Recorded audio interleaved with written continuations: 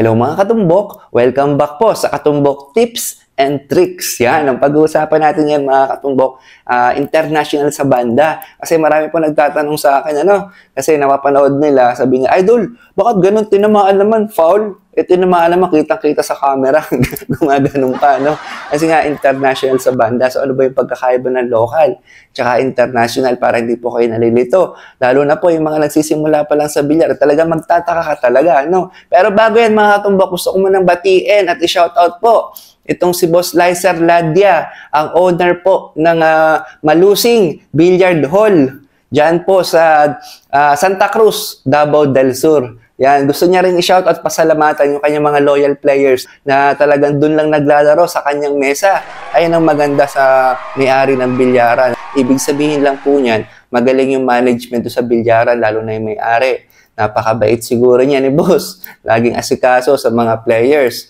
So ayan, napaka-importante talaga kung magpapatayo ka ng negosyo na bilyaran, naharap din yung may-ari. Hindi yung maglalagay ka lang dyan ng spotter, kaya mo yan, kolektahin mo yung bayad ng mga yan. Hindi lang basta ganun yan, mga katumbok. May mga pakikisama yan na alamin mo, papakiramdaman mo kung anong kailangan ng mga players mo. Yun ang napaka-importante. Kaya siguro loyal yung mga players po, boss.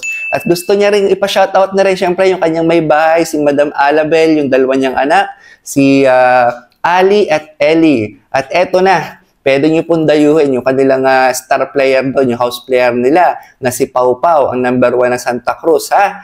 Open po sila dyan, 24/7. Sabihin nyo lang kung dadayo kayo. Basta dyan gaganapin sa Malusing Billiard Hall. I-entertain kayo dyan, mga katumbok. Yan, pagbibigyan kayo. Basta lowest lang daw. Yan, ito na mga katumbok. Salamat po, Boss Ladia. Yung gusto pong mag-request ng mga ganyang greetings, meron na po tayong storefront. I-comment ko po yung link, ha. Ito na tayo mga katumbok, ha. Let's say, ganito po. Yan, cover. Cover, kunwari. Dito yung titirahin mo, yung uno. Let's say, walang banda dyan. Ngayon, binanda ko dito. International daw yung rule sa banda, ha. Yan, international. Pag tirang ganyan, 1, 2, 3. Tapos kunyari, ganyan. 4, 5. Tapos tinamaan dito. Kaso, walang bumanda dun sa dalawa. Let's say naman, tinamaan ko yung uno. Tinamaan yung 3. Hindi pa rin bumanda yung 3. Fall po yun. Okay? Magiging good shot lang yun, mga katumbok. Binanda ko. 1, 2, 3, 4, 5. Tinamaan. Tapos bumanda yung uno. O kaya naman, tinamaan. Tinamaan dito. Tapos tumama sa 3. Yung 3 bumanda. Yun, good shot na yun. Okay? Tatandaan nyo pa, pag galing sa banda yung pamato, at cover po yan, Kahit di cover, papaliwanag ko mamaya, ha? Para di kayo muna malito. Pag galing sa banda, kailangan may isang babanda pa. Okay, nagets nyo ba? Hindi lang yung uno o yung pamatong kailangan bumanda. Kahit alin po sa mga bolang nasa mesa, basta may isang bumanda after the contact sa object ball. Okay? Sana nagagets nyo, ha? So, ibig pala sabihin, katumbok, ganito. Pagka international, let's say, cover na ganyan. Ibig sabihin pala, katumbok, hindi ko pwedeng bandahin ng ganyan lang yan. Kasi foul na ako. Opo, foul na po yan kasi hininaan mo lang. Dapat doon, laksan mo. Isipin mo dapat may babanda pang isa. Yan, lalaksan mo siyang ganyan. Yun, good shot na. Okay? Yun, good shot na. Ganun yun, mga katumbok, ha. Eto na ang crucial dito. Kaya pansin nyo, mga katumbok, yung iba nalilito, pag yung object ball po, halos nakadikit sa banda o dikit. Yan. Let's say, nakadikit, ha? Yan, dikit, mga katumbok. Kaya pansin nyo yung referee, talagang nalapit pa, ginaganon pa, Yan, ginaganon. Kasi sinisilip nila kung dikit. Bakit? Pag dikit po, mga katumbok, yung object ball, pagka yan, binanda mo dito, binanda kong ganyan. Yan. Yun, tinamaan ko. Pero pansin nyo, pag tamang ganon, naghiwalay sila, walang bumanda kahit isa.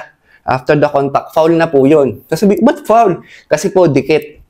Ha? Ngayon, kung nakakawang po yan, tapos binanda kong ganyan, wala nang kailangan i-host dyan. Basta tinamaan, good shot na yun. So, automatic may babanda na dun Pero pag dikit, tapos na ganyan lang siya, yung napitpet, mga katumbok yun, foul na po yun. Okay? Let's say naman, ganito. Katumbok, nakadikit yung uno. Tinira ng ganyan. Hindi yan cover, ha? Ball in hand yan, ha? Yan. Tinira mo lang ng ganito, mahina. Yan, walang bumanda after the contact, nakadikit. Foul din po yan, ha? Kahit kita yan, ha? Hindi cover, foul po yun. Okay? Sana nagigets nyo, ha? Yan. Kunyari naman, medyo, yan, nakaganyan, mga katumbok, di ba? Minsan nangyayari sa laban. naaawang, may bola dito kunwari. Yan. Tapos diba, minsan binabanda nila, hinihinaan ganyan. Yun. Tingnan nyo, hindi bumanda yung uno. Nakalawit siya na una banda. So, foul po yun kasi hindi naman bumanda yung uno. Okay? Pero kung may bumanda dyan, kahit isa sa mga yan, good shot yun. Huwag kayong malilito ha, mga katumbok. Ito pa, isang senaryo mga katumbok. Bibigyan ko kayo ng magandang sample. Let's say po, ito yung uno, no? Ngayon, cover yan, cover. Tapos may nakadikit dito yung mga bola dyan, may nakadikit. Tapos binanda ko dito, mga katumbok, international rules ha. Okay, pag banda kong ganyan, yan. Let's say, tumama to, mga katumbok. Tapos yan, ganyan na nangyari. Tapos itong uno, tumama naman dito sa ibang bola. Okay? Pero itong tatlong to, nakadikit din. Ngayon, tinamaan yun. Yan, anong hatol doon? Ang dami ng tinamaang bola, pero nakadikit yung tinamaan. Fall pa rin po yun, ha? Yan, para malinaw po. Tinamaan mo nga siya, nauna banda mo, nakalawit mo, tumama sa ibang bola, nakadikit din naman. So, foul pa rin po yun. Pero kung itong mga to, nakaawang po yan, tapos tinamaan, yun, may bumanda na, good shot na po. Okay? Sabihin nyo kasi, bakit pa kasi may international tsaka local sa banda? Pwede namang wala na international. Ganito kasi yan, mga katumbok. Pag po kasi local lang, para sa mga professional na, no? Napakadali ng counter safety para sa akin, ha? Yun yung reason kaya mas maganda yung international.